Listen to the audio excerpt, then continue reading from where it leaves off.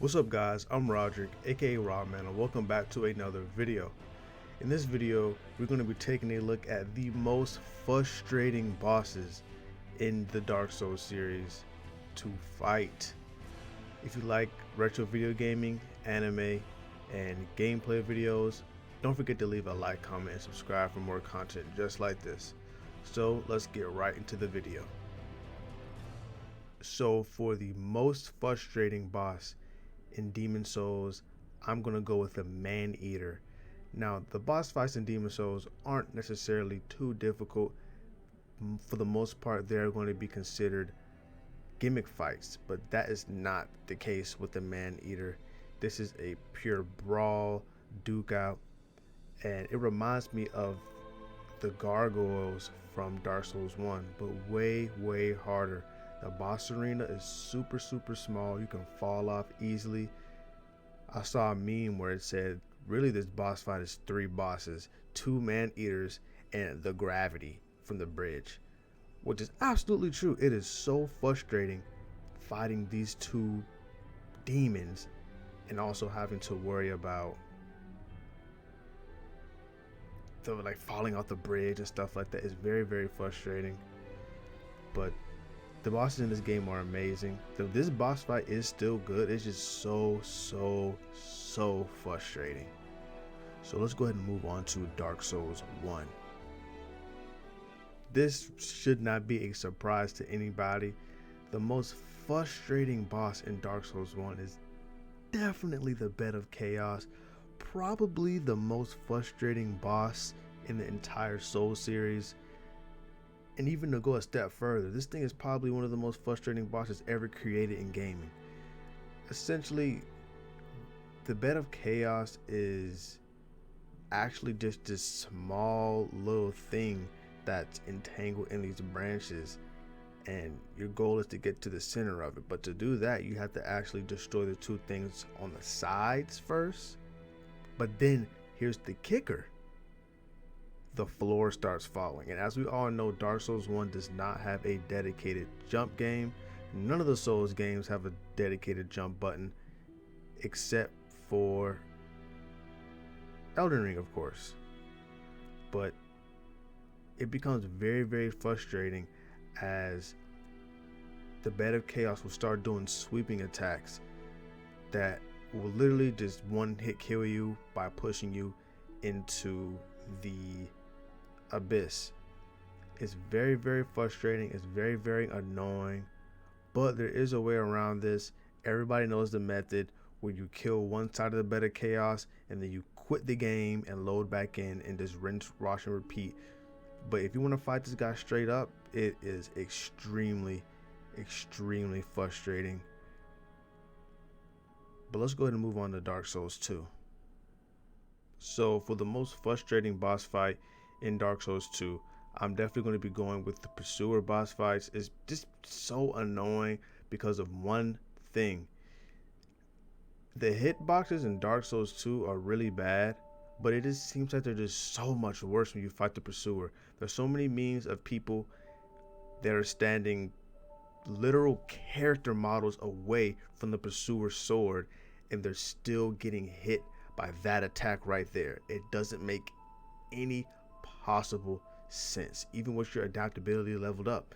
It's ridiculous. I hate the fact that this guy just reappears after you kill him time after time. It's so annoying. It's super frustrating. Then he'll just pop up as a normal enemy sometimes, and it's kind of like, just leave me alone, dude. It's never really enjoyable fighting the Pursuer. And honestly, there weren't a lot of bosses in Dark Souls 2 where I was getting super frustrated. There were the Ruined Sentinels that I thought were annoying, but I wasn't finding myself getting super frustrated while fighting them compared to fighting the Pursuer. The Pursuer himself as a character is somewhat cool, but it's just those super terrible hitboxes and the fact that he appears a lot is just very frustrating. So let's go ahead and move on to Dark Souls 3. Dark Souls 3 has some of the best and the greatest boss fights in all of gaming and in all of the entire Souls series.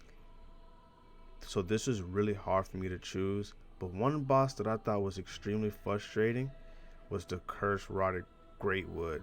The aspect of this fight is you can't hit this thing normally because you're not going to do any damage, but pretty much it's going to be these boluses on its limbs that you need to hit to do damage. And not only that, there's going to be a bunch of just other enemies trying to attack you as well. It's a bunch of just fodder enemies that just make the experience even more frustrating, and it's just super lame.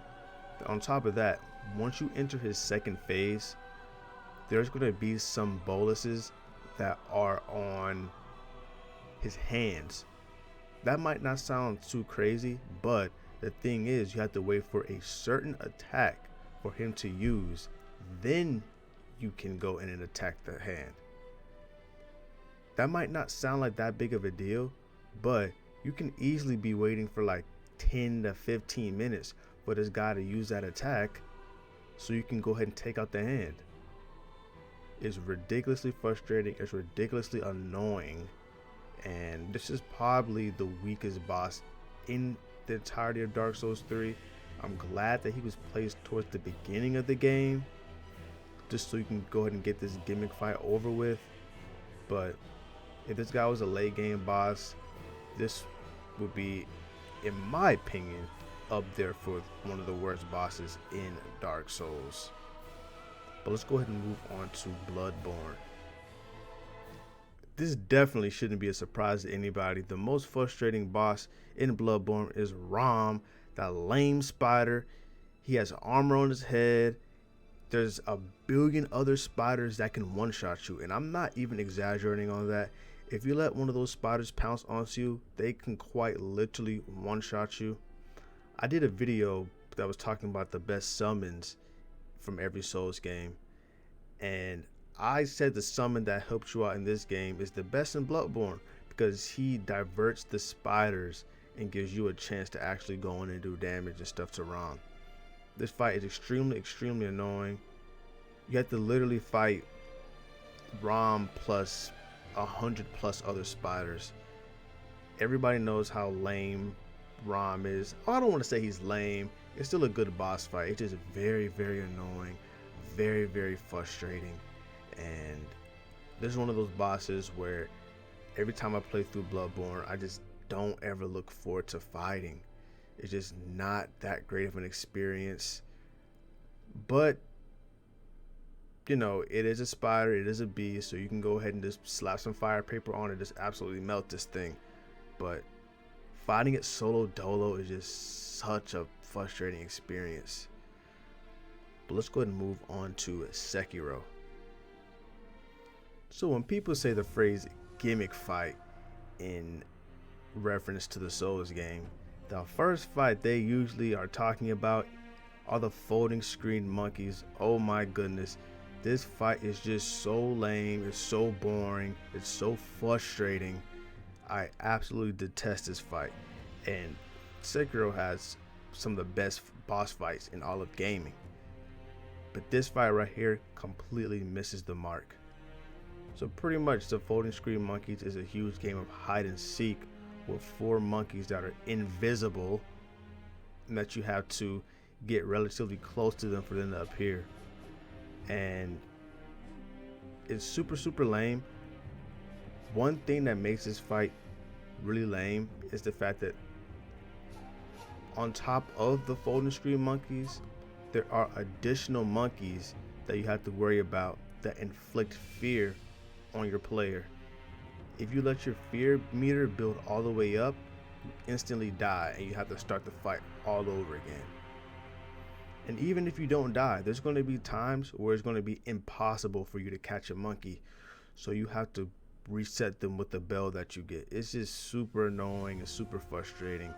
I really do hate gimmick fights in the Souls game, but sometimes, usually they're pretty easy. Folding screen monkeys is still easy compared to the difficult combat. It's just hard in a different type of way, and it's really frustrating. But let's go ahead and move on to Elden Ring. The most frustrating fight in Elden Ring, in my opinion, is definitely going to be going to Godskin Duo. Um, with the overwhelming success that Ornstein and Smo got, I feel like FromSoft tried to recreate that with Godskin Duo, but it was an utter failure. Both of them are lightning fast, and one cool thing about Elden Ring in this All of Souls game is that you don't need summons. You don't need summons to beat Godskin Duo or anything. But this fight becomes so much harder when you don't have summons to use, specifically Mimics here. It's one of those fights where it's like, yeah, we want you to be using Mimics here for this one. It's so lame. I remember Ember saying something about that, and I think that's just poor design. You can obviously tell this fight is supposed to be like Ornstein and Smo, but their movement is so sporadic. They don't let you heal because they're throwing that black flame at you. If you kill both of them, they respawn. If you kill one, the other one respawns until their boss meter goes down. It's just poor design. It's very frustrating. It's super lame. And I think the wackest part is the fact that the big one rolls around the room and it's really hard to avoid.